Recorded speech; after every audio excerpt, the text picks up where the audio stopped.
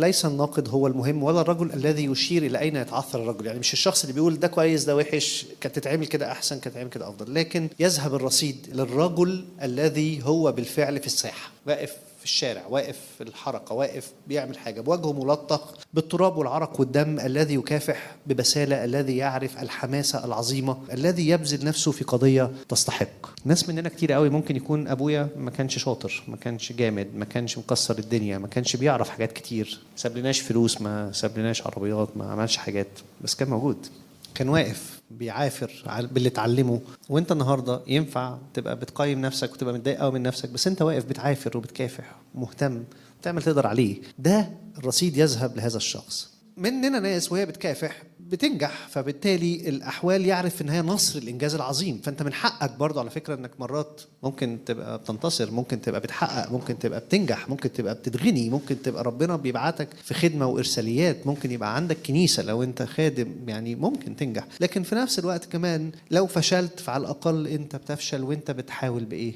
بجسارة وبشدة. فدي الفكرة اللي احنا بننادي بيها، اني اكون رجل فاعل، اني اكون دايما بكافح، اكون دايما بحاول، اكون دايما مش منسحب. لو انا منسحب بكون وسط النفوس الباردة الجبانة التي لا تعرف النصر ولا الهزيمة.